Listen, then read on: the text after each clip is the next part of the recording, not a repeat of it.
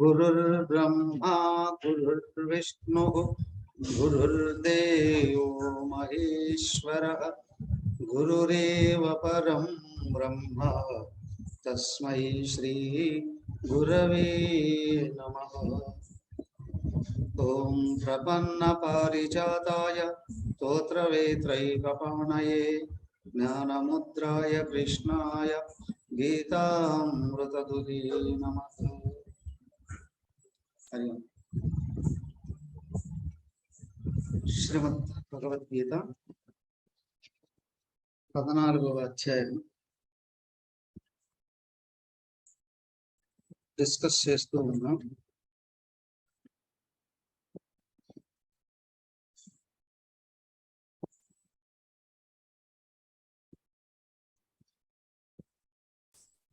అది శ్లోకాలు పూర్తి చేసి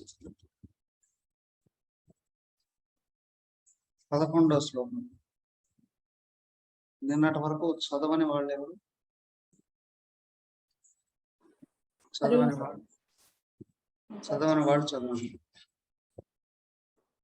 సర్వద్వారేషు దేహేస్మిన్ ప్రకాశముపజాయతే జ్ఞానం యదా తదా విద్యాత్ వివృద్ధం సత్వమిత్యుత.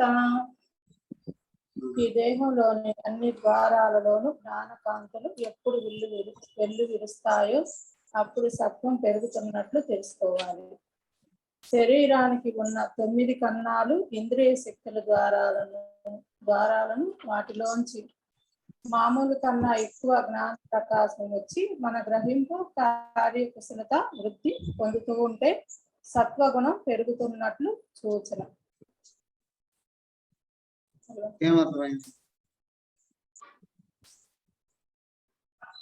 సత్వగుణం ఉన్నప్పుడు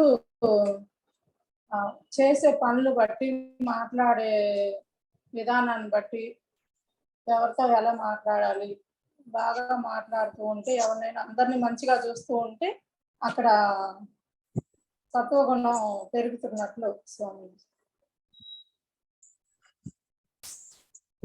అస్మిన్ దేహే సర్వద్వారేషు ప్రకాశోపజాయతే. సర్వ ద్వారాలు, అన్ని ఇంద్రియాలు అందరూ గుర్తించాలి. సర్వద్వారాల్లో ప్రకాశం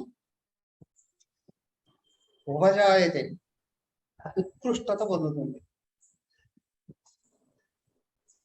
ప్రతి ఒక్కరికి కూడా అన్ని ద్వారాల నుండి లోపల నుంచి ప్రకాశం వస్తుంది. కానీ సత్వగుణం పెరిగేటప్పుడు ఉపజాయతే, వృద్ధి అవుతుంది.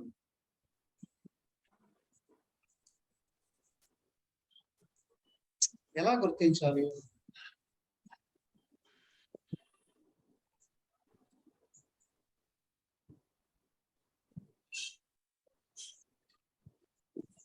ఎలా గుర్తించాలి? హరివం స్వామీజీ, సత్వగుణంలో ఉన్నప్పుడు మనం చేసే పనులు చురుకుగా ఉంటాయి, సూక్ష్మతను కలిగి ఉంటాయి, కార్యశీలతను కలిగి ఉంటాయి. అలాగే ఫాస్ట్ గా, అంటే వేగంగా కూడా చేస్తారు. చేసే ఏ పనిలో కూడా భగవంతుడే లక్ష్యంగా ఉంటాడు స్వామీజీ. అతనికి ఇంకా వేరే ఫలితాల మీద ఆసక్తి ఉండదు కాబట్టి, ఏ పని చేసినా కూడా అతని లక్ష్యం భగవంతుడి వైపే ఉంటుంది కాబట్టి, దాని నుంచి ఫలితాలు ఆశించడు కాబట్టి, వేరే ఏమి లేకుండా నిర్మలంగా ఉండి అన్ని లక్షణాలు వృద్ధి చెందుతా ఉన్నప్పుడు అతని జ్ఞానం అనేది అన్ని ద్వారాలు గుండా, అంటే జ్ఞానేంద్రియాలు కానీ అన్ని ద్వారాల గుండా కూడా అతని చేసేటివన్నీ కూడా ఉత్కృష్టతను కలిగి ఉంటాయి.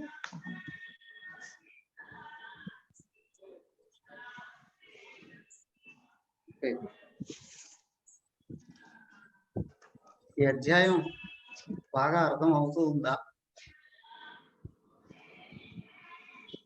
అధ్యాయం అర్థం అవడం ఈజీగానే అర్థం అవుతుంది స్వామి. కానీ అర్థం అవుతుంది అన్నవాళ్ళు చేయొద్దండి. అర్థమైనట్టు ఉంటుంది స్వామి. బాగా అర్థమవుతుంది అన్నవాళ్ళు చేయొద్దండి. అర్థమవుతుంది.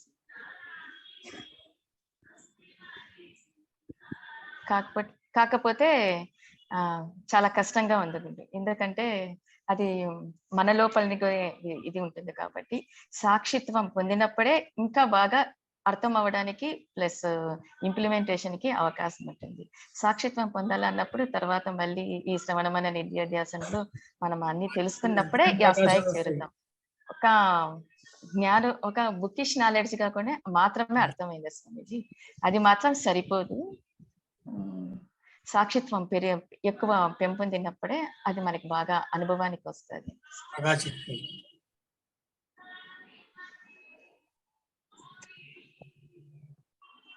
బాగా అర్థమైంది అన్నవాళ్ళు ఒక వాక్యంలో ఈ అధ్యాయం సారాంశం చెప్పండి.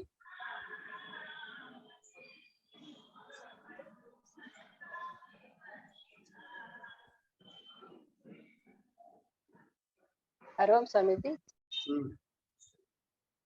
మనము నిత్య జీవితంలో ఈ గుణాల వల్ల ఎలా ఉండాము, ఏ టైంకి ఏ గుణంలో ఉండాము అని మన లక్ష్యం ఏది అని గుర్తు పెట్టుకొని స్వామిజీ వ్యవహరిస్తుంటే మనం ముందుకు పోగలుగుతాం అనిపిస్తుంది. మన లక్ష్యం ఒకే వాక్యంలో జవాబు చెప్పండి.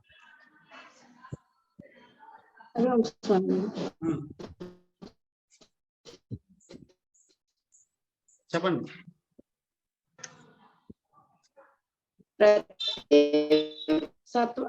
మూడు గుణాలు ఉంచుకోవడం కోసం మిగతా వాటిని అన్నింటిని కూడా తగ్గించుకుంటూ క్రమక్రమంగా పెంచుకుంటూ పోవాలి. ఆ విధంగా మనం ఉత్తమంగా చేయగలుగుతాం అనేది తెలుసుకుంటున్నాం.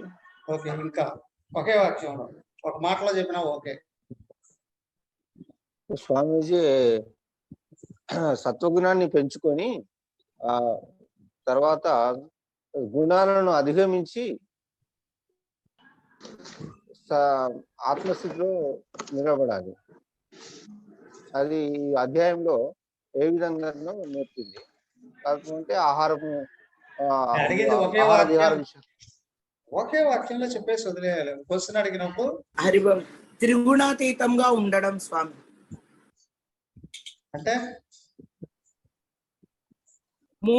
మూడు గుణాలని అధిగమించి ఆత్మలో నిలిచి ఉండడమే. ఇంకా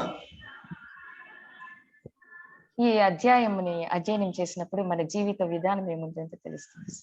మన జీవితం ఎలా ఉంటుంది.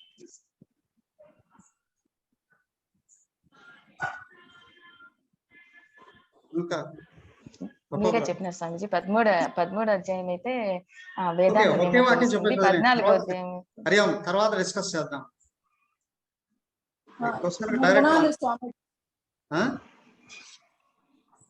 సత్వగుణం పెరుగుతూ ఉన్నప్పుడు తెలుస్తూ గుర్తుండటమే అది సత్వగుణం స్వామి. భగవంతుడు గుర్తుండటమే. 3 గుణాలు సత్వగుణం పైకి వస్తే 2 గుణాల గురించి ఆలోచించాల్సిన పని లేదు. అలా ఒక వాక్యంలో స్వామిజీ 3 గుణాలు దాటడమే స్వామిజీ. గుణములో ఉంటే అంటుండు స్వామి. సత్వగుణములో ఉన్నప్పుడు ఎలా ఉంటుంది ఉత్కృష్టంగా? ఒక గుణం ఉన్నట్టే కదా అక్కడ. ఇంకా అందరూ చెప్పేశారా?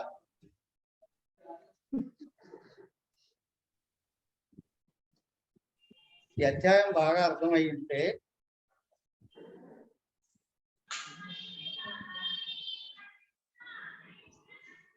అర్థం కావాలి అంటే సత్వగుణంలో ఉండాలి.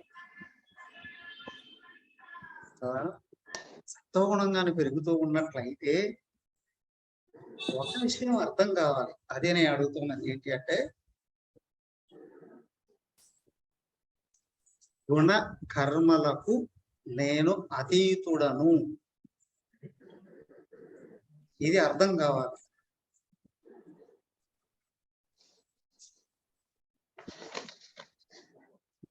గుణ కర్మలకు నేను అతీతుడను.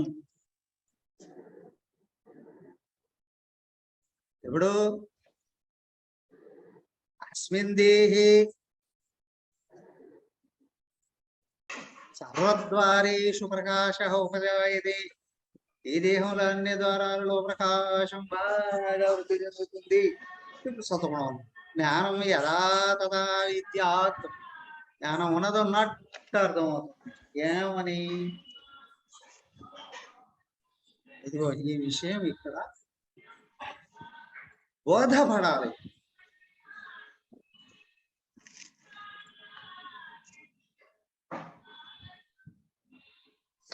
నేను గుణాలకు కర్మలకు అతీతుడు. గుణాలు ఓకే, అర్థమే చూస్తున్నాం. కర్మలు అంటే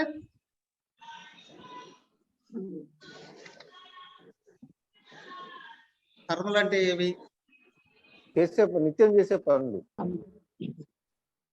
ఓకే, మీరు చెప్పేశారు, అయిపోయింది. ఇంకా మిగతా వాడు కర్మలు అంటే ఏవి?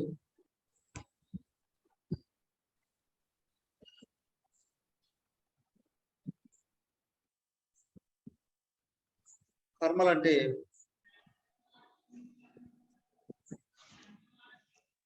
అంటే స్వామీజీ కర్మలు అంటే కర్మలు ఏవి? ఇంకా ముందు చేసుకున్నాయి, కర్మలే. గత జన్మలో చేసుకున్నాయి కర్మలు. ఒక పాయింట్ తో వదిలేసేయాలి. అప్పుడు తర్వాత ఎత్తలు చెప్పేది గమనించాలి. అది నిగ్రహం, అది సాధన, అదే సత్వగుణం. ఒకే పాయింట్. కర్మలు, ఇప్పుడు నేను గుణ కర్మలకు అతీతుడను అని గుర్తించాలి అని అన్నాను కదా. గుణాలు ఓకే తెలుస్తుంది. కర్మలు అంటే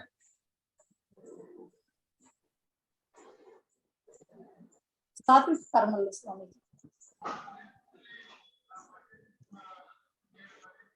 ప్రకృతి క్రియమానాన్ని అనేది చెప్తాం.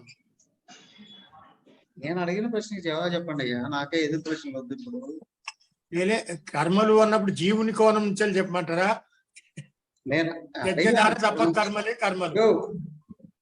20 ఏళ్ళ నుంచే చదువుతున్నారు. కర్మలు అంటే ఏమిటి? మీకు ఏం అర్థమైంది ఆ విషయం చెప్పండి.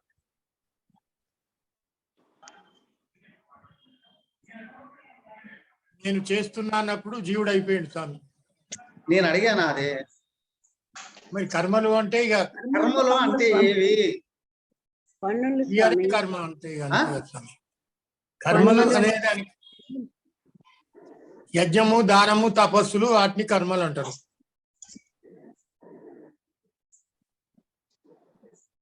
కర్మలు అంటే ఏవి? కర్మలు పనులు స్వామి, ప్రతి పని కర్మే కదా. ఓకే సరే, మీరు చెప్పారు, వదిలేయండి. ఇంకా సంచిత ప్రారంభ ఆగామి కర్మ. ఇప్పుడు గుణాలు కర్మల నుండి వచ్చాయా? కర్మలు గుణాల నుండి వచ్చాయా? కర్మలు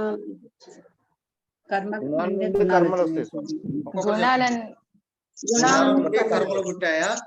కర్మల నుండి గుణాలు పుట్టాయా? గుణాల నుండే కర్మలు. ఓకే, ఇంకా రామసుబ్బమ్మ గారు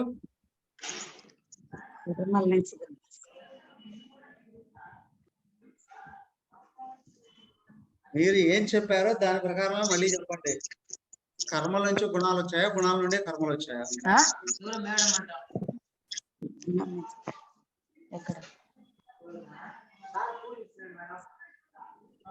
ఎవరో ఏదో చెప్తున్నారు, వినిపించట్లేదు.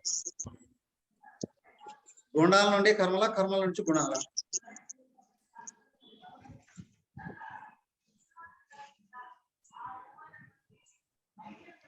గుణాల నుంచినే కర్మలు, గుణాలను బట్టే కర్మ. రామసుబ్బమ్మ గారు ఏం చెప్పారు మీరు ఇంతకుముందు? పొరపాటు చెప్పాను. నేను అన్నానా మీరు పొరపాటు చెప్పారని? మీరు పొరపాటు చెప్పారని నేను అన్నాను. మీరు ఎందుకు అనుకుంటారు? ఎప్పుడు కూడా అనుకోకూడదు. కర్మ నుంచి గుణాలని చెప్పాను స్వామీజీ, కానీ త్రిగుణాత్మిక మాయ నుంచి కదా అందర వాసనలు అవన్నీ వచ్చినాయని చెప్పని నేను తప్పు చెప్పానేమో అనుకుంటున్నాను స్వామి.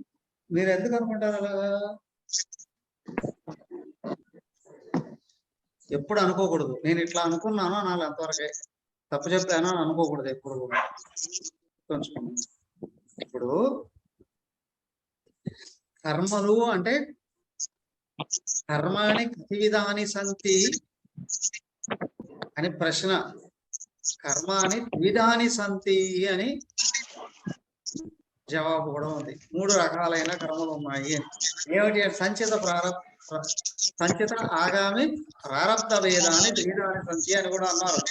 అక్కడ వీడియో కాదు, అది కనిపిస్తుంది, అది తప్పు కాదు. ఓకే, అలాగే కర్మలు ఎన్ని రకాలు అని అంటే స్థూలంగా చేస్తూ ఉన్నటువంటి పనులను కూడా కర్మలోనన్నారు. కర్మ ఫలాలు కర్మలే కదా, పనులు కూడా కర్మలే. ఇవేమిటి? నియత నైమిత్తిక, నిత్య నైమిత్తిక కర్మలు అంటారు. నిత్య నైమిత్తిక కామ్య నిష్కామ అయ్యా కర్మలు ఇక్కడ 4 రకాలు కూడా ఉన్నాయి అని అన్నారు. ఇక్కడ నేను గుణ కర్మలకు అతీతుడు అంటే కర్మ ఫలాలు పనులు 2 కూడా కర్మలే కాదనడానికి వీల్లేదు అక్కడ.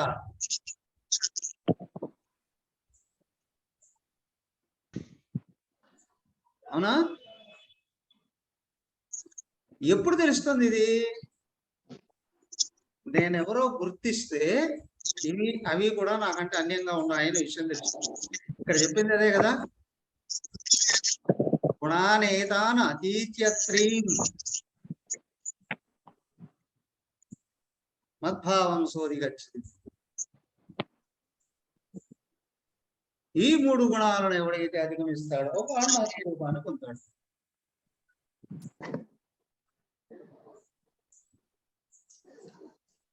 కదా ముఖ్యం. స్పష్టంగా చెప్పారు అక్కడ. కర్మలన్నీ గుణాల నుండి వస్తున్నాయి, అలాగే గుణాలు కూడా కర్మల వల్లనే ఏర్పడతాయి. అవునా? నీ వాసనలు కర్మలేగా, కర్మల ఫలాలేగా. లోపల ఉన్నాయి కదా కర్మ ఫలాలు 3 రకాలు కారణ శరీరంలో ఉన్నాయి. ఆ కారణ శరీరం ప్రకృతి, అది కదిలితేనే నీ గుణాలుగా వ్యక్తం అవుతుంది, సూక్ష్మ శరీరంలో తెలియబడుతుంది. అవునా? దానివల్లనే సూక్ష్మ స్థూల శరీరాలు కూడా తయారవుతున్నాయి. వాటి వల్లనే బాహ్యంగా వ్యవహారాలు జరుగుతున్నాయి. అవి వ్యవహారాల వల్లనే మళ్ళీ లోపల 3 గుణాలు తయారవుతున్నాయి, 3 కర్మలు తయారవుతున్నాయి. సంచిత ఆగామి ప్రారంధాలు 3 కూడా వాటి వల్లనే తయారవుతున్నాయి. కానీ ఇక్కడ అయ్యా నువ్వు గుణాలకు అతీతుడు అని తెలుసుకో, ఈ విషయం నీకు అర్థమవుతుంది అంటే సత్వగుణం పెరుగుతున్నట్లు.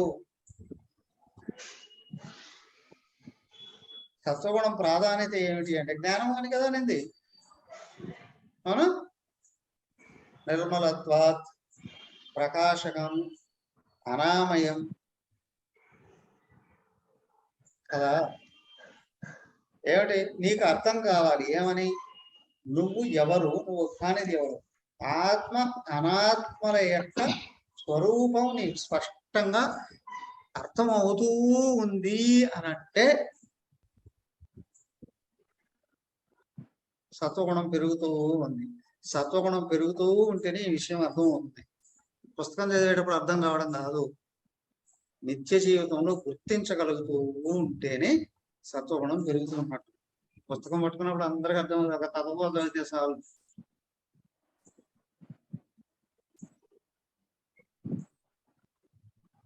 నిజంగా సత్వగుణం పెరుగుతూ ఉన్నది అంటే ఏకత్వం గోచరించాలి.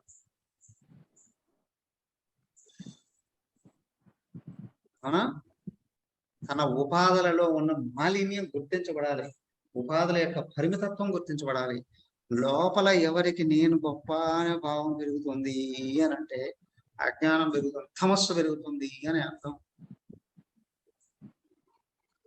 ఎవరికి లోపల అంతా ఒక్కడే ఉన్నట్టున్నాడే అనే భావం పెరుగుతున్నది అని అంటే సత్వగుణం పెరుగుతూ ఉంది అని.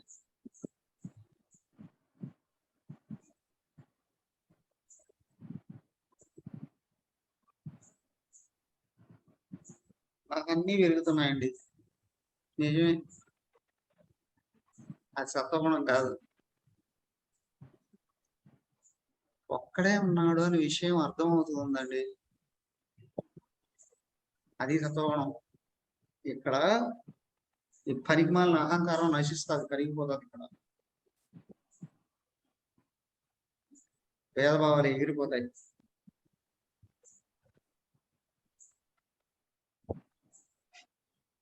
పుస్తకంలో పదాలు నోటి దాకా వస్తే హే హే హే నాకంతా తెలిసిపోయింది అనడం కాదు.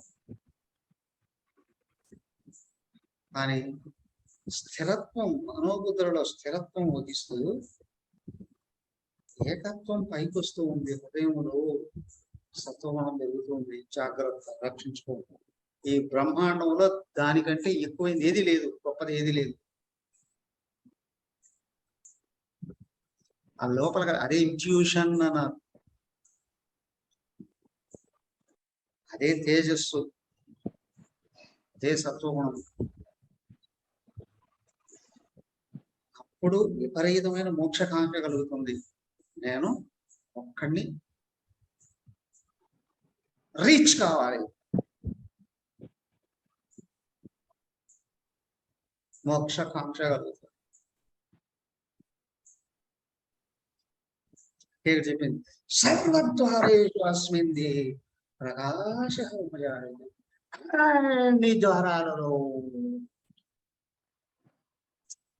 కర్మేంద్రియాలలో చురుకుదనం,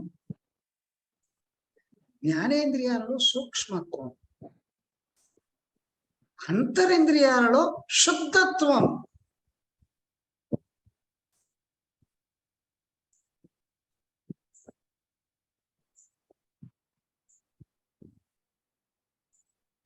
అట్లా 16వ అధ్యాయంలో చెప్తారు. అక్కడ క్లియర్ అవుతుంది. అభయం, సత్వ సంశుద్ధి, జ్ఞానయోగ వ్యవస్థితి అంటాడు. అక్కడ ఆత్మస్థితి సత్వగుణం నుండి వస్తుంది. అంతరాంతరాలలో కూడా నేను గొప్ప అని కానీ ఇతరులు తక్కువ అని భావాలు రావు. దానికే ఇక్కడ చెప్పింది. రెండో విషయం, జ్ఞానం యదా తదా విద్యాత్. ఇదేంటి? శ్రీనివాస్ గారు జ్ఞానం యదా తదా విద్యాత్.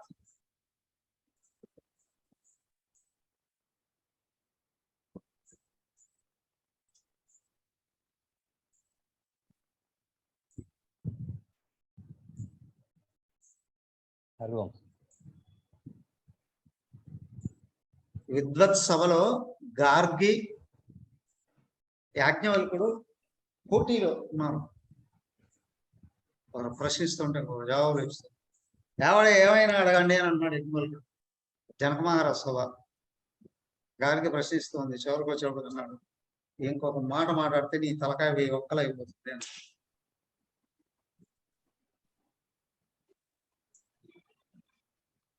అదే అంటారు, బుద్ధి పగిలితే గాని ఆత్మ బయటికి రాదు. ఎలా గుర్తించాలి? జ్ఞానం యదా తదా విద్య.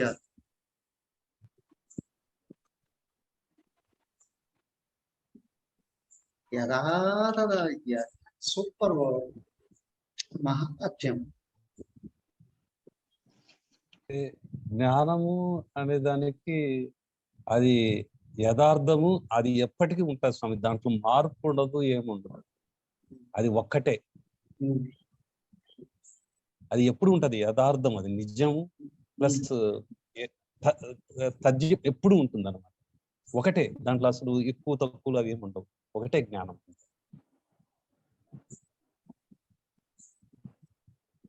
ఆ జ్ఞానం తెలుసుకుంటే మిగతా ఈ జ్ఞానాలన్నీ వేస్ట్. అసలు ఇదంతా జ్ఞానం కాదు. అది ఏ జ్ఞానం, ఇది ఏ జ్ఞానం? ఈ జ్ఞానం అంటే విషయాల జ్ఞానము, ఆ జ్ఞానం అంటే అది అనుభూతి అంతే. అది ఒకటే. అది అంటే దూరంగా ఉన్నది, ఇది అంటే దగ్గరగా ఉన్నది. ఏది సూక్ష్మమైన నీకు దూరంగా ఉందా, దగ్గరగా ఉందా? విషయ జ్ఞానం అంటే సంపాదించుకునేది, ఆ జ్ఞానం అంటే సంపాదించుకునేది కాదు. అంటే అది దూరంగా ఉన్నటువంటి విషయం. దూరంగా లేదు. మరి మనలోనే అది ఉంది. అన్నప్పుడు దూరం కదా. దట్ కాదు, అది నేనే, అది నేనని తెలుసుకుంటే, ఆ జ్ఞానం నేనని తెలుసుకుంటే ఈ జ్ఞానాలన్నీ వేస్ట్. ఈ జ్ఞానం అసలు అవసరం లేదు, విషయ జ్ఞానం అవసరం లేదు. అది ఒకటే జ్ఞానం, అది నేను. నేను జ్ఞానమే. సామాన్యమైన స్థితి నుండి చెప్పండి. ఇప్పుడు నేను జ్ఞానం అన్నప్పుడు ఇది అనాలి కదా.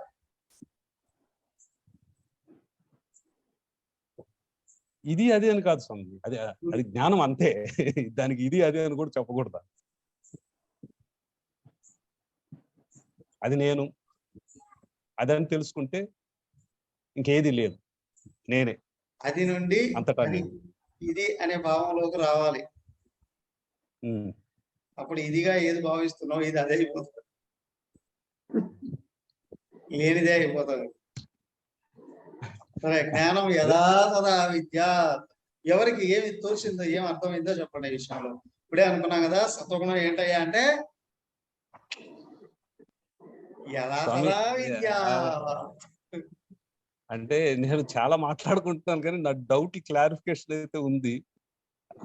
ఆ క్లారిఫికేషన్ ఇక్కడ అడగచ్చలేదని నేను కామ్గా ఉన్నా. అంటే నాకు అర్థమైంది ఏంటంటే, ఇప్పుడు ఈ కర్మలన్నీ కూడా మీరు చెప్పేటప్పుడు కర్మ ఫలం నుంచి కర్మలు వస్తాయి. ఆ కర్మలు చేసే విధానం గుణాలపైన ఆధారపడి ఉంటుంది. మళ్ళీ ఇప్పుడు కర్మ ఫలాలు ఉన్నాయి, ఆ కర్మ ఫలాల నుంచి మనం కర్మలు చేయాలి ఈ జన్మలో. ఈ కర్మలు చేసేటప్పుడు ఆ త్రిగుణాలు అనేటివి ఇప్పుడు ఆ త్రిగుణాత్మకంగా చేయాలి. కర్మలకు కర్మఫలాలకు ఏమైనా సంబంధం ఉందా? ఉంది. ఏంటి? ఇప్పుడు కర్మ ఫలాలను బట్టి కర్మలు వస్తాయి. లాస్ట్ వాసనలు కర్మ ఫలాలు మనకి అప్పుడు గుణాలు నిగూఢంగా ఉన్నాయి. ఆ కర్మలు చేసేటప్పుడు మన గుణాలు వ్యక్తం అవుతాయి. ఆ గుణాలు గుణం బట్టి ఆ కర్మ కర్మఫలాలకి గుణాలకు సంబంధం ఏమైనా ఉందా? కర్మ ఫలాలకి గుణాలకి సంబంధం లేదు, కర్మలకి గుణాలకు సంబంధం ఉంది. కర్మఫలాలకు గుణాలకు సంబంధం లేదు. లేదు. ఆలోచించు పక్కన పెట్టి. ఇంకెవరైనా ఇప్పుడు కర్మఫలాలను అనేటివి మనకు చేసిన కర్మలను బట్టి వచ్చేది. గుణాలు ఎక్కడి నుంచి వచ్చాయి? ఆయా కార్యం ప్రకృతి.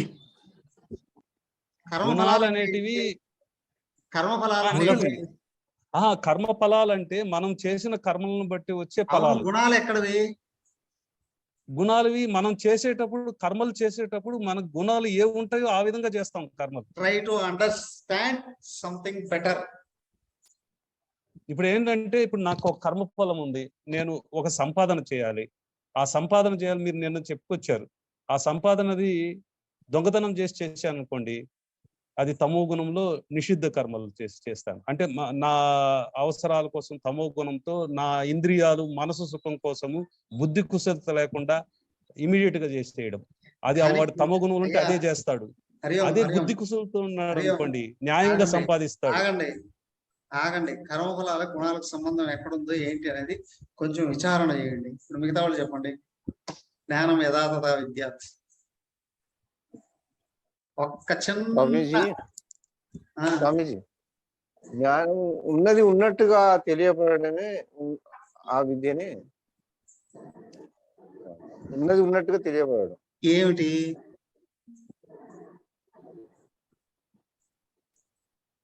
ఏమిటి ఉన్నది ఒకటే, ఉన్నది ఒకటే ఆత్మ అనేది. అది తెలుసుకున్నప్పుడు ఇప్పుడు నా గురించి నాకు ఏమీ తెలియకపోయినా పర్వాలేదు, కానీ ఆత్మ గురించి తెలిస్తే సార్ అంతేనా? నేను నా ఆత్మలో నిలుపాలి స్వామి. నేనే ఆత్మనై ఉన్నాననే విషయంలో అనుభవపూర్వకంగా తెలుసుకోవాలి. ఇప్పుడు అయ్యా, ఇప్పుడు ఉన్నది ఉన్నట్టు అంటే ఒక ఆత్మ అర్థమైతే చాలునా, ఇంకా ఏమైనా అర్థం కావాలా? అది అర్థమైతే మిగతా విషయాలన్నీ బోధపడతాయి స్వామి. ఆత్మస్థితి మిగతా ఇప్పుడు అనాత్మ అర్థం కాకుండా ఆత్మ అర్థం అవుతుందా?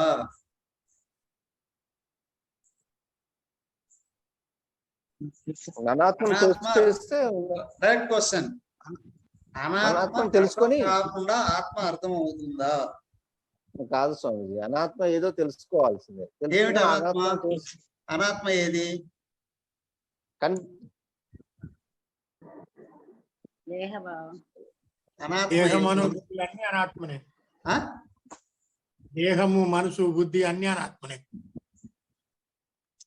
అనాత్మ అంటే దేహమను బుద్ధుల కాడి వరకు దేహం, సర్వ ప్రపంచం. ఇంద్రియాలు, దేహ ప్రాణ మనో బుద్ధి ప్రకృతి మొత్తం అనాత్మయే. ఇప్పుడు అనాత్మ అర్థం కాకుండా ఆత్మ అర్థం అవుతుందా? దాని ఆధారంగా ఇప్పుడెవడో 10వ క్లాస్ 10 సార్లు ఫెయిల్ అయ్యాడట, ఇంక లాభం లేదని ఒకేసారి డిగ్రీ కట్టాడు.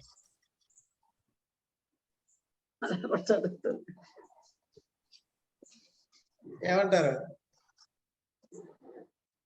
అది ఎన్నిసార్లు రాసినా ఫెయిల్ అవుతున్నాను, ఒకేసారి డిగ్రీ తెచ్చేసుకుందాం అని చెప్పి ట్రై చేశాడట. ఎలా ఉంటుందండి? ఇక్కడ షార్ట్ కట్ మెథడ్స్ ఏమీ ఉండవు. ఆధ్యాత్మిక మార్గంలో షార్ట్ కట్ మెథడ్స్ అంటే ఏమీ ఉండవు. కాబట్టి అనాత్మ ఏదో స్పష్టంగా అర్థం చేసుకోవాలి. ఇప్పుడు అనాత్మను అర్థం చేసుకోవడం అంటే ఏంటి? శ్రీనివాస్ గారు ఇప్పుడు చెప్పండి. అనాత్మని అర్థం చేసుకోవటం అంటే జ్ఞానం తప్ప, అది మనం ఏదైతే అది తప్ప మిగతా అంతయు అది లేదనే అర్థం. అలా కాదు, అనాత్మను అర్థం చేసుకోవడం అంటే ఏంటి? అనాత్మను అర్థం చేసుకోవడం అంటే ఆత్మ తప్ప మిగతా వస్తువులన్నీ ఆత్మభావం లేదు, వ్యర్థమని, అంతే. అవి తెలుసుకోవడం. అలాగా అడిగానా? అనాత్మను అర్థం చేసుకోవడం ఎట్లా అని అడిగా. సరే, ఒక సూచన గుర్తించండి. అనాత్మను అర్థం చేసుకుంటే గానీ ఆత్మ అర్థం కాదయ్యా అంటే, అనాత్మ దాని స్వరూపాన్ని సంపూర్ణంగా పరిశీలించి గుర్తించి దాన్ని వదిలిపెట్టగలగాలి. అదైనా దేహం ఏంటి, దాని స్థితిగతులు ఏమిటి, దాంట్లో ప్రాణాలు ఉన్నాయా లేవా, ఉంటే అవి ఏ విధంగా పనులు చేస్తున్నాయి, వాటిని ఎలాగా మలుచుకోవాలి, దేహం దాని ఆరోగ్యం ఎట్లాగా స్వాధీనం చేసుకోవాలి. తర్వాత ఇవి రెండు అయిన తర్వాత ఇంద్రియాలు స్వాధీనంలో ఉన్నాయా లేవా, అసలు పని చేస్తున్నాయా పని చేయట్లేదా, వాటి స్థితిగతులు ఏంటి, పూర్ణంగా పరిశీలించి వాటిని గ్రహించుకోవాలి. ఆ తర్వాత మనసును గురించి పరిశీలించాలి. మనసును బాగా అర్థం చేసుకోగలగాలి. అర్థం చేసుకొని ఏం చేయాలి? స్వాధీనం చేసుకోవాలి. ఆత్మ సంయమయోగం అంతా అదే కదా. తర్వాత బుద్ధి అంటే ఏంటి తెలుసుకోవాలి, దాన్ని బాగా అర్థం చేసుకోవాలి, దాన్ని స్వాధీనం చేసుకోవాలి. అవునా? ఆ తర్వాత ఆత్మ అంటే ఏంటో అర్థం కావడం మొదలవుతుంది. అంతవరకు శాస్త్రాన్ని చదువుతున్నాం మనం. అవునంటారా కాదంటారా? అదే నిధిధ్యాసన. ఆత్మ శాస్త్రం ద్వారా అర్థం చేసుకోవడం ఓకే. నిజ జీవితంలోకి వచ్చేటప్పుడు అనాత్మ స్పష్టంగా కానీ అర్థం కాకపోతే దాని మీద తాదాత్మ్యాన్ని వదిలించుకోలేము. అర్థమైందా? అనాత్మ అర్థం కావాలి, ఆత్మ అర్థం కావాలి. ఇప్పుడు అనాత్మను స్వాధీనం చేసుకుని పక్కకు తోస్తే కదా ఆత్మలో కూర్చునేది. ఏమంటారు? అవునా? ఇప్పుడు విషయం అనాత్మే సరిగా అర్థం కాకపోతే ఏమేమో మాట్లాడేయడం జరుగుతుంది.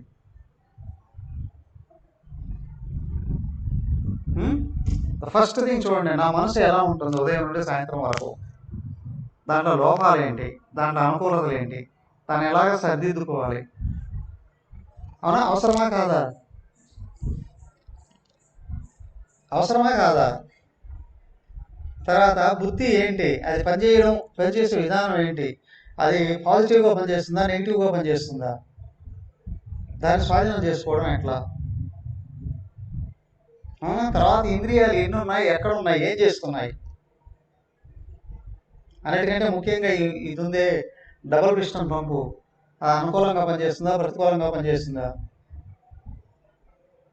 అనుకూల శత్రువు అది. అవునా కాదా? ఇవన్నీ ఒక ఎత్తు. కానీ ప్రాణాలు ఉన్నాయే, ప్రాణాలు చక్కగా అధ్యయనం చేయగలరు. ప్రాణాలు అనుకూలంగా ఉంటేనే ఇంద్రియ మనోబుద్ధులు కూడా స్వాధీనాన్ని వచ్చేది. నిద్ర లేచినప్పటి నుంచి ప్రాణం బాగలేదండి అంటుంటే ప్రాణాలే బాగలేకపోతాయి, మనోబుద్ధులు ఏమర్థం అవుతాయి ఇక? అవునా కాదా?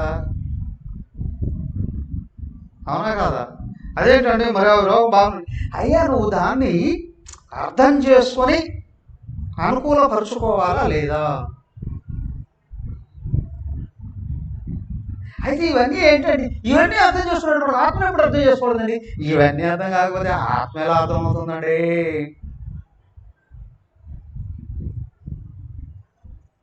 అవునా? థియరీ అర్థమవుతుంది, కానీ మనన నిధిధ్యాసంలోకి వెళ్ళేటప్పటికి అవునా, మననములోనే శరీరేంద్రియ ప్రాణ మనోబుద్ధులు స్పష్టంగా అర్థమై వాటికి ప్రాధాన్యత తగ్గిస్తూ నిధిధ్యాసంలో ఆత్మ గుర్తు రావాలి, ఆత్మస్థితి రావాలి.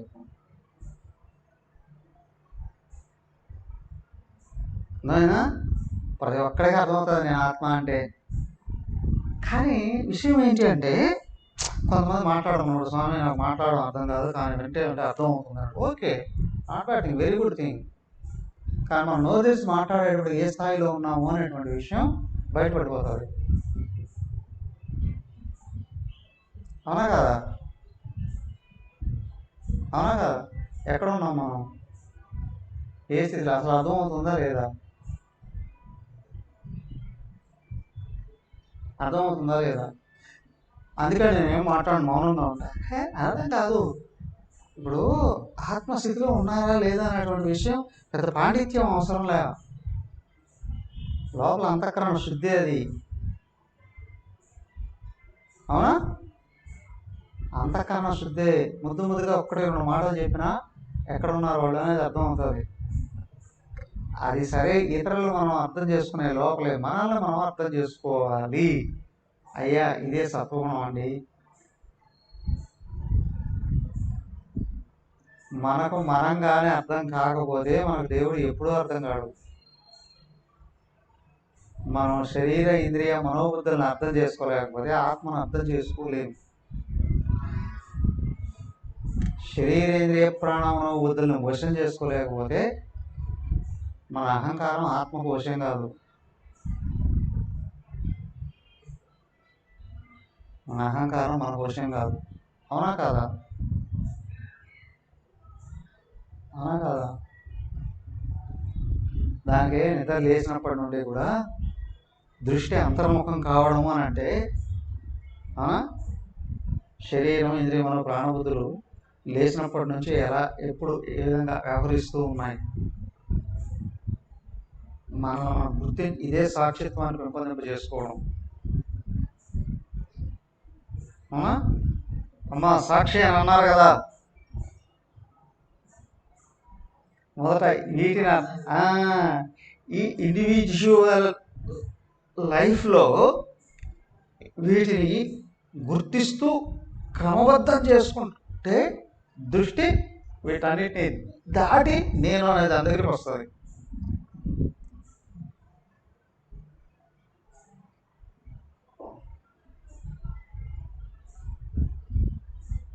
అవునా? ఎందుకు ఈ డిస్కషన్లో పెట్టాల్సిన అవసరం వచ్చింది అంటే,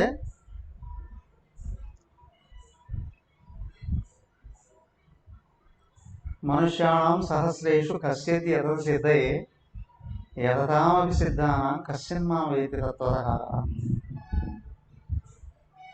ఈ భూమి మీద ఉన్న ప్రజలు అనేక మందిలో 10 వింటూ ఉన్నారు వేదాంతం కదా. వింటూ ఉన్న వాళ్ళలో ఎంతమందికి అర్థమవుతుంది? పక్కన పెడితే ఎంతమంది నిజంగా అర్థం చేసుకోవడానికి కృషి చేస్తూ ఉన్నారు? ఆత్మ ఆసక్తి ఉన్నప్పుడు అర్థం చేసుకోవడానికి కృషి అనేది పెరుగుతుంది. ఆత్మను అర్థం చేసుకునే నిధ్యాసన కావాలి అనుకున్నటువంటి వాళ్ళకే ఈ క్లాస్. ఎంతమంది ఉన్నారు? కాదు, కొంతమందికైనా కావాలి అని అనిపిస్తుంది కదా, అదే నా ఆసక్తి.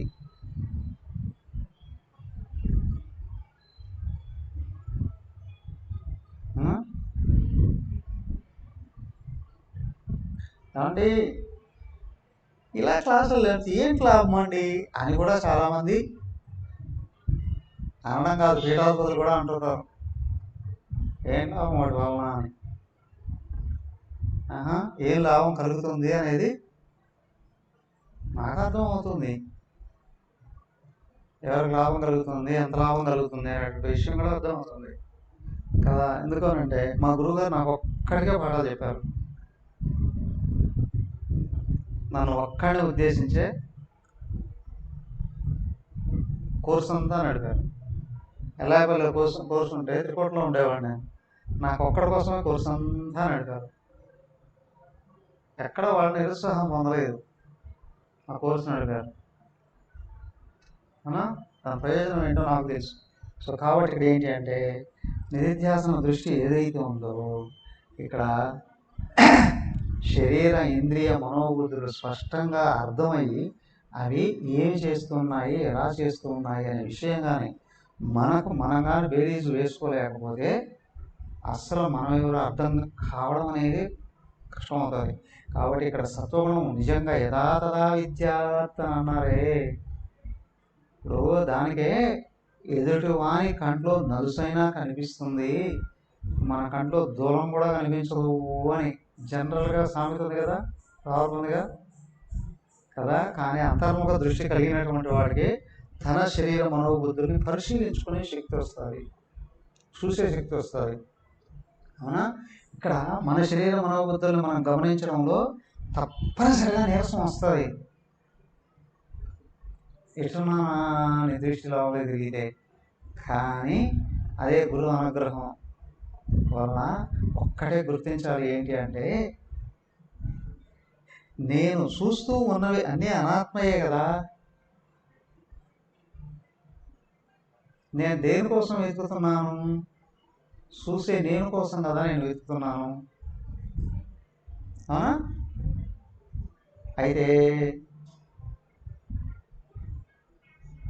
వ్యక్తిగతమైన శరీర మనోబుద్ధులు కానీ స్పష్టంగా తెలియకపోతే వాటిని నువ్వు వేరు చేయలేవు, నీ నుండి వాటి నుండి నువ్వు వేరుపడలేవు. కాబట్టి ఇక్కడ గుర్తించాల్సింది ఏంటంటే నేను సచ్చిదానంద స్వరూపం. దానికి శరీర మనోబుద్ధులు అనేకం. నువ్వు వాటిని ఇతరులతో పోల్చుకుంటూ నేను గొప్ప అనుకున్నా అహంకారమే, తక్కువ అనుకున్నా అహంకారమే. వాటిని ఉన్నది ఉన్నట్టు చూడు, బట్ చూసే నిన్ను నువ్వు గుర్తించడమే ఇక్కడ నిధిధ్యాసనలో పరాకాష్ఠం. సత్య అనుసరణ.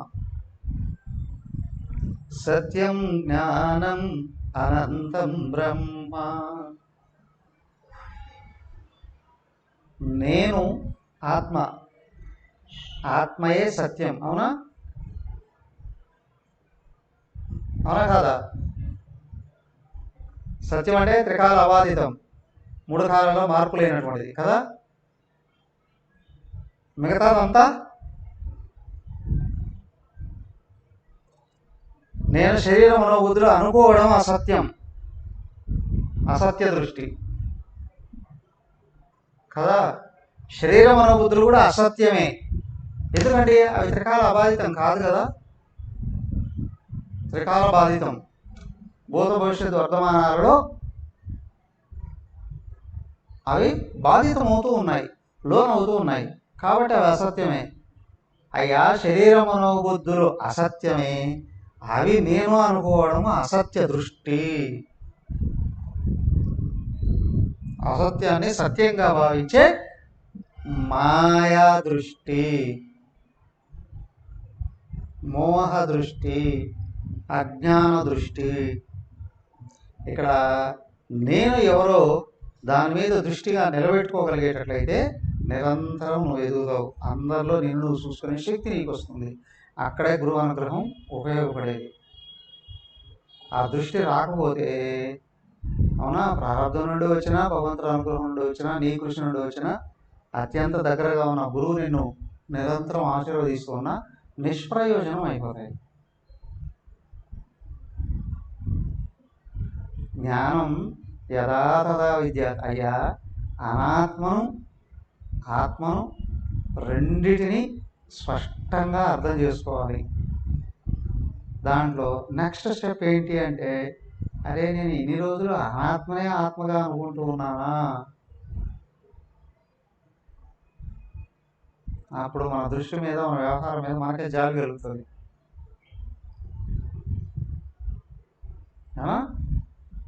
అనాత్మను ఆత్మను అనుకోవడం వల్లనే భేదభావాలు వస్తాయి. జాతి, నీతి, కుల అన్ని రకాల భేదభావాలు ఇక్కడే వస్తాయి. అంతేకాదు తారతమ్యాలు కూడా ఇక్కడే వస్తాయి. నేను గొప్ప, మిగతా వాళ్ళు తక్కువ అని. నేను అందరూ అంటువాడు కాదు, జనరల్గా అంటారు కదా. కాకపోతే మా అమ్మ అందరికంటే గొప్పవాళ్ళు, మా పిల్లలు పోస్ట్ ఎవరితో, మా పిల్లలు అందరికంటే గొప్పవాళ్ళు. జనరల్లీ అజ్ఞానమా జ్ఞానమా?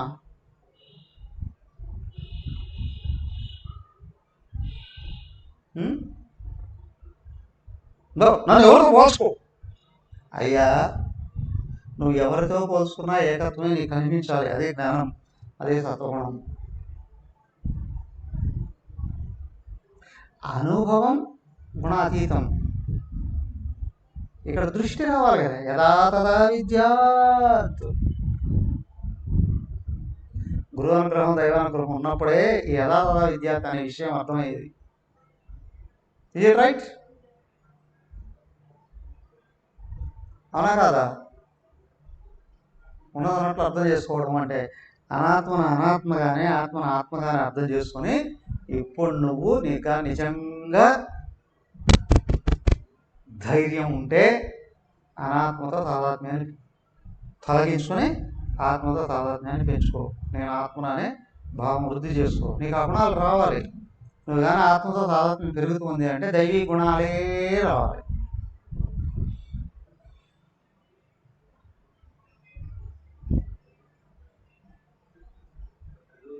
అంటే మీరు చెప్పేది అర్థమవుతా ఉంది నాకు. అది డిఫరెన్స్ అయితే తెలిసింది. ఎస్, ఇప్పుడు అంటే నాకు సత్వగుణం పెరుగుతుందా లేదా, నాకు సత్వగుణం పెరుగుతుందా లేదా అనేటువంటి విషయం నేను అర్థం చేసుకోవాలి అని అంటున్నా ఇప్పుడు ఇక్కడ. అది మెయిన్ థింగ్. ప్రతి ఒక్కరు అనుకుంటారు కదా, క్లాసులు వింటూ ఉంటే నేను పూర్తి సత్వగుణంలో ఉన్నాను అని. అవునా కాదా? అవునా కాదా? కానీ సత్వగుణంలోకి వస్తున్నానా లేదా ఎలా అర్థమయ్యేది? నేను ఏ గుణంలో ఉన్నాను?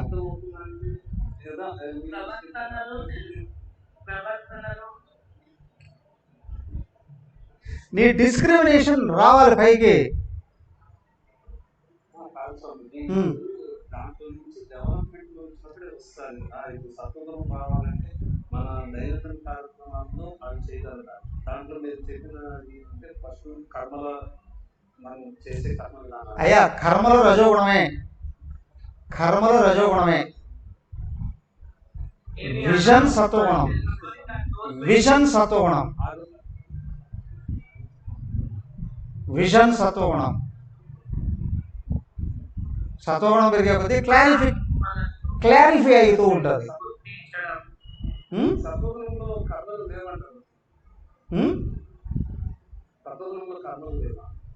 సత్వగుణం పెరుగుతూ ఉండేటప్పుడు సత్కర్మలు జరుగుతాయి అన్నారు, కానీ సత్వగుణం కర్మలు చేస్తుంది అనలేదు.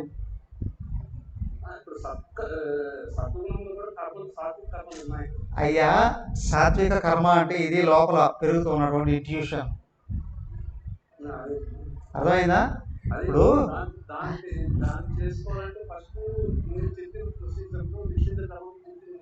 ఇప్పుడు ఒక మాట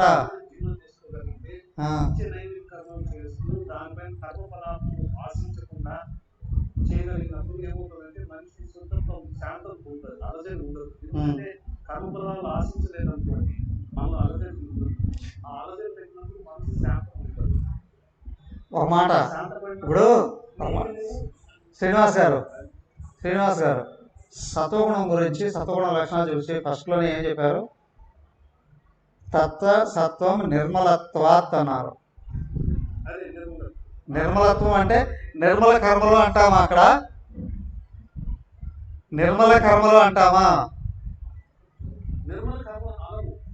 రెండోది ప్రకాశకం అనామయం. రెండోది ప్రకాశకం అనామయం అన్నారు. అవునా కదా? అవునా కదా?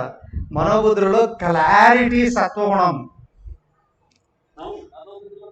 క్లారిటీ.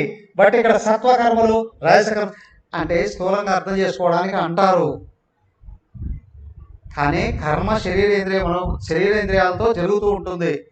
కానీ మనోబుద్ధులు శుద్ధమై సూక్ష్మం అయ్యే కొద్దీ సత్వగుణం పెరుగుతుంది.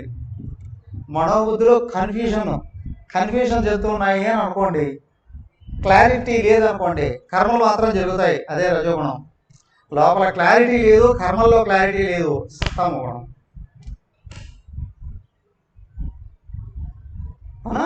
కర్మ మనసుతో చేసే కర్మకు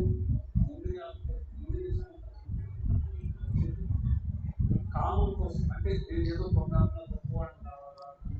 చాలా మంచి మార్పులు చేయాలి, ఇంకొంచెం లోపలికి వెళ్ళవయ్యా. హలో, ఇంకొంచెం లోపలికి వెళ్ళవయ్యా. లోపలికి ఒక మాట, కర్మ అనేటువంటిది స్థూల శరీరం ప్లస్ సూక్ష్మ శరీరంలో ఇంద్రియాల చేత జరుగుతుందా, కర్మ మనోబుద్ధుల చేత జరుగుతుందా?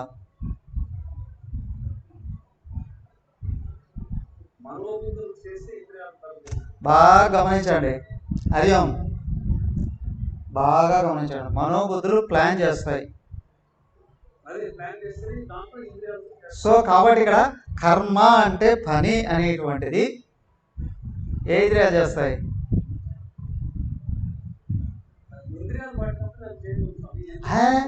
బాగా గమనించబోయ్. హలో, ఇంకొకటి, సరే ఇప్పుడు నువ్వు వాదిస్తే అక్కడే ఆగుతావు, నేను వదిలేస్తా. అర్థమైందా? క్లారిటీ కోసం ఇంకా థింక్ చేయి లోపలికి. ఇప్పుడు కర్మ చేసేటివి కర్మేంద్రియాలు, జ్ఞానాన్ని పొందేటివి జ్ఞానేంద్రియాలు. ఇప్పుడు ప్రకృతి నుండి స్థూల సూక్ష్మ శరీరాలు వచ్చేటప్పుడు సత్వగుణము నుండి అంతఃకరణ చతుష్టయము జ్ఞానేంద్రియాలు వస్తాయి అని చెప్పారు. అవునా? రజోగుణము నుండి పంచ ప్రాణాలు ప్లస్ కర్మేంద్రియాలు వస్తాయి అని అన్నారు. తమో గుణం నుండి స్థూల రూపాలు పంచీకరణం చెందడం ద్వారా పంచభూతాలు ఏర్పడతాయి అని చెప్పారు. అవునా కదా? ఇప్పుడు కర్మ అంటే కర్మేంద్రియాలు చేస్తాయి, ప్రాణాలు నిరంతరం చేస్తూనే ఉన్నాయి, ప్రాణాలు కర్మలు. అవునా కదా? అవునా? ఊపిరి పీల్చడం దగ్గర నుండి గుండె ఆడించడం, రక్తం తయారు చేయడం, లోపల కర్మలన్నీ జరుగుతున్నాయి, బయట కర్మలు కూడా కర్మేంద్రియాల సహాయంతో చేస్తున్నాయి. ఇప్పుడు జ్ఞానేంద్రియాలు కర్మలు చేస్తున్నాయంటామా, జ్ఞానాన్ని గ్రహిస్తున్నాయంటామా?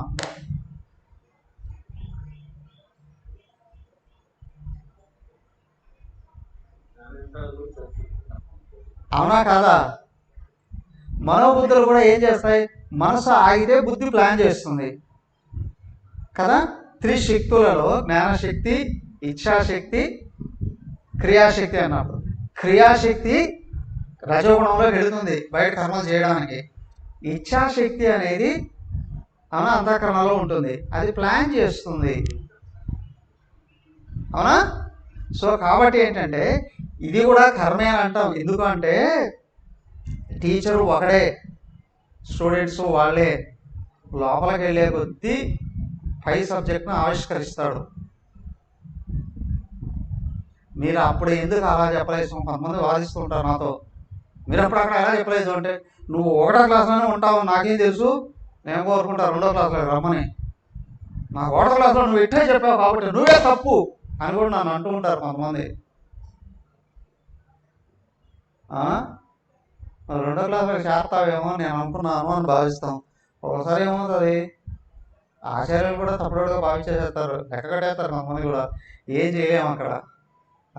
కానీ ఏంటంటే ఆచార్యుడు ఎప్పుడు స్టూడెంట్ నిరంతరం పై క్లాసుకు రావాలి అనుకుంటాడు. కానీ ఆ పైకి వచ్చే కొద్దీ దృష్టి వికసింపజేయడం కొరకు చెప్పే పాఠంలో లోపల అర్థాన్ని బయటికి తీస్తాడు. అవునా? సో కాబట్టి బాగా సూక్ష్మంగా ఇక్కడ ఇదే విషయాన్ని నువ్వు అందరికీ చెప్పలేవు. అక్కడ నేను పాఠం చెప్పేటప్పుడు కూడా ఈ విషయాన్ని చెప్పకపోవచ్చు. అవునా? పబ్లిక్లోకి వెళ్ళినప్పుడు ఈ విషయాన్ని ఇంకొక రకంగా చెప్పచ్చు.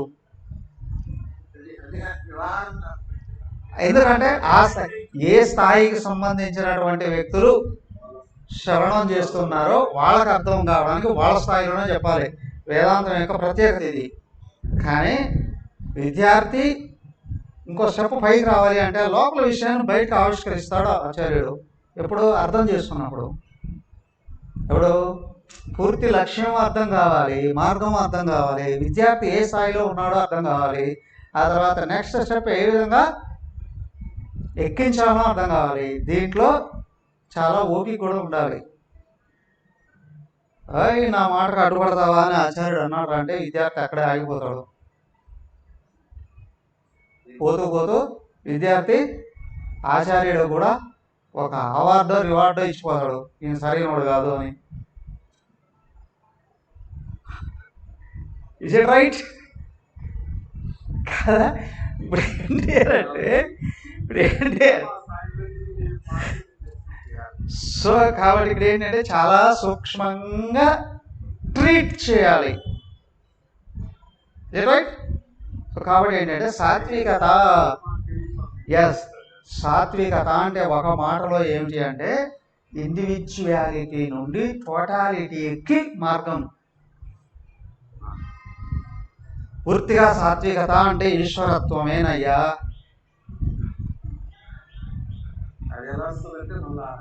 ఇక్కడి నుంచి అక్కడ రావాలి. అహంకారం చూడండి, అహంకారం సద్గుణాలతో ఎక్స్పాండ్ కావాలి.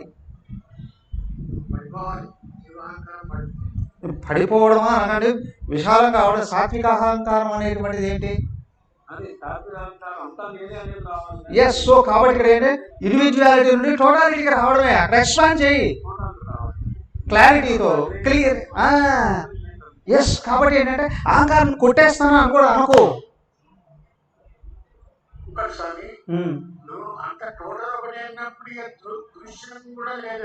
ఈశ్వరుడు సమష్టి అహంకార అధినేత. అయ్యా, సమష్టి అహంకారాన్ని ఈశ్వరుడు అని అన్నారు. నువ్వు రజగుణంలో అహంకారాన్ని కొట్టేస్తే ఇంకా తర్వాత ఏమి మిగలదు, అన్వేషించేవాడు కూడా మిగలడు. అవును, ఇప్పుడు నేను చెప్పేది అదే. ఇప్పుడు ఏం జరుగుతుంది, సత్వగుణంలో కర్మలు ఉన్నాయి కదా స్వామి అని అంటున్నారు ఆయన. అయ్యా, సత్వగుణం అనేది విషయం అని అంటున్నాను నేను, అవునా కదా? ఇప్పుడు మీరేమో అవ్యవహారము అని అన్నారు. చెప్పింది ఏంటి? అవునా? విషన్ సత్వగుణం, ఈశ్వరుడు ఓకే, అవునా కదా? దానికి ఫస్ట్లోనే ఒకే ప్రశ్న అడిగా, ఈ అధ్యాయం అర్థమైంది అని అంటే ఒక మాటలో చెప్పండి అని. గుణ కర్మలకు అతీతుడని గుర్తించండి అని. అదే సాత్వికత. అర్థమవుతుందా? ఇంటర్లింక్స్ అన్ని అర్థమవుతున్నాయా? అయ్యా, ఒక సాత్విక గుణం పెంచుకోవడానికే 100 లక్ష కోటి జన్మలు కూడా పడవచ్చు ఒక్కోసారి, అవునా కదా? ఎవరైనా అనుకోని కానీ ఉంటే నేను ప్యూర్ సాత్విక్ అని దయచేసి అర్థం చేసుకోండి. నేను కానీ ప్యూర్ సాత్విక్ అయితే నేను ఈశ్వరుణ్ణే.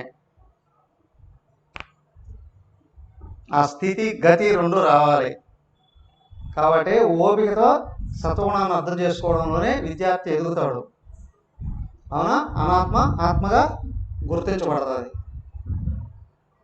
అనాత్మను అనుకునేవాడు ఆత్మగా గుర్తించబడతాడు.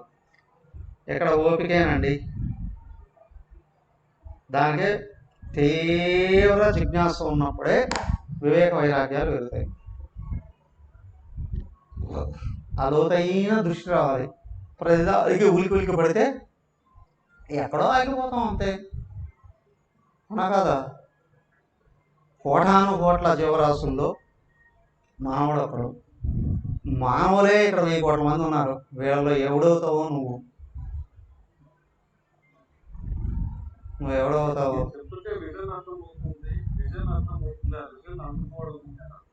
కృషి కృషి కృషి కృషి దానికే మన శరీర ఇంద్రియ మనోబుద్ధుల్ని సాఫ్ట్గా మనం మార్చుకునే కొద్దీ శక్తి పెరుగుతుంది. అవునా కదా?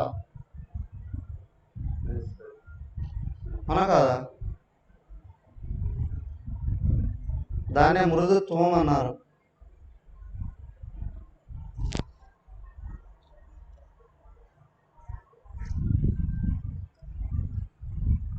మార్దవం హరిహి అచాపలం దైవనాలో చెప్పాడు. మార్దవం మృదుత్వం,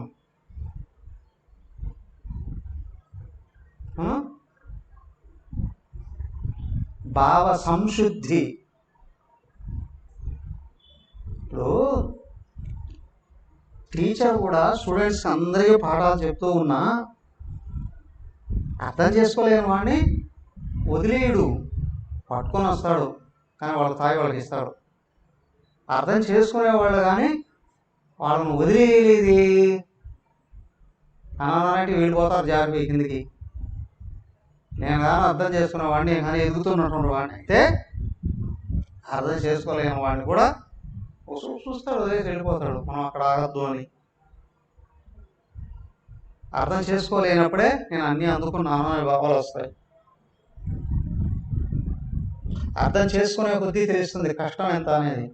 కానీ ఇక్కడ విశేషం ఏంటి అంటే సాధకుడు వివేకవంతుడైతే, ధైర్యవంతుడైతే, విచారణశీలి అయితే కష్టం ఎక్కువ అని గుర్తించినా ఛాలెంజ్గా తీసుకుంటాడు. ఇదే కదా జీవితం అని అర్థం అవుతుంది. మిగతావన్నీ శూన్యంగా కోసివేస్తాయి. దీనికంటే అన్యమైందంతా నిష్ప్రయోజనం అని అర్థం అవుతుంది. సాధిస్తే ఒక అడుగే చచ్చిపోయిన నెక్స్ట్ జన్మలో మళ్ళీ ముందుకు వెళ్తాను కదా. ఎస్,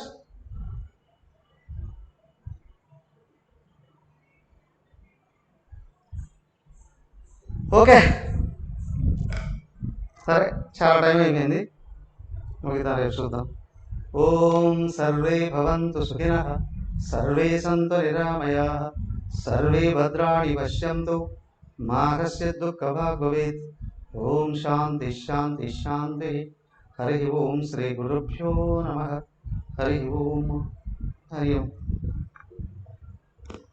ఒకే గుణంలో సత్వగుణం దగ్గరికి వచ్చి ఆగిపోయామా? ఆగిపోయాము అని అనుకుంటే వెనక్కి వెళ్ళిపోతాం. సత్వగుణాన్ని పెంచుకోవడానికి కృషి చేస్తున్నాము అని అనుకుంటే అమ్మో దీన్ని ఇంకా లోతుగా పరిశీలించాలి అనే విషయం అవుతుంది. ఇక్కడ తెలుస్తుంది మనం ఎంత లోతులో ఉన్నాము అనేది. అమ్మా,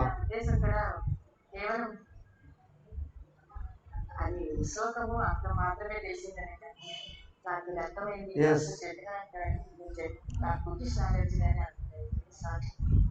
ఇప్పుడు దృష్టిలో సూక్ష్మత్వం ఉన్నప్పుడే నేను ఎంతవరకు వచ్చాననే విషయం అర్థమవుతుంది. దృష్టిలో సూక్ష్మత్వం లేకపోతే నేను అంత అందుకున్నాను అని అనిపిస్తుంది. సో కాబట్టి మీలో ప్లస్ పాయింట్ మీరు రికగ్నైజ్ చేయండి. అదే దైవానుగ్రహం. నాకు ఇంతవరకు అర్థమైంది కదా అనుకుంటే మీరు దానికంటే 5 స్టెప్లను కోరుకుంటున్నారు, దాన్ని అన్యంగా పెట్టి చూస్తున్నారు. సో ఆత్మగా మారుతున్నారు, ఆత్మగా మారుతున్నారు. అర్థమైందా? సో దైవానుగ్రహం ఉంది, అక్కడ పట్టుకోండి.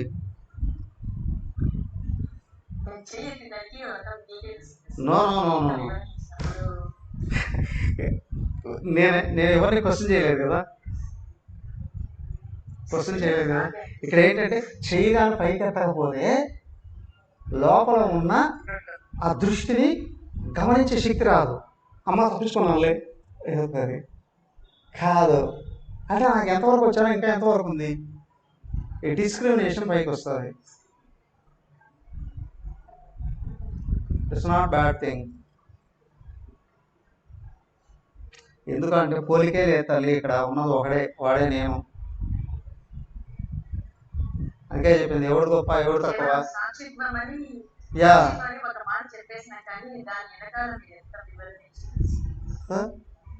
కదా. పరిశీలించే కొద్దీ మీకు ఎన్నేళ్ళ సాధన ఉందో, ఎన్ని జన్మల సాధన ఉందో క్లియర్గా పైకి తెలియదు. ఇప్పుడు నేను ఈ జన్మలోనే 30 ఏళ్ళ నుంచి కృషి చేస్తూ ఉన్నాను. 32 ఏళ్ళు, 33 ఏళ్ళు.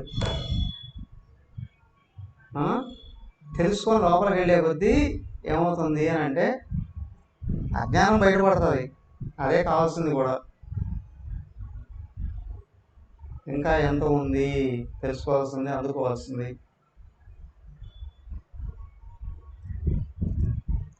మనకు ఈ జ్ఞానాన్ని అందించినటువంటి గురువుల మీద, శాస్త్రాలను అందించిన ఋషుల మీద, భగవంతుల మీద విపరీతమైన ప్రేమ పెరుగుతారు.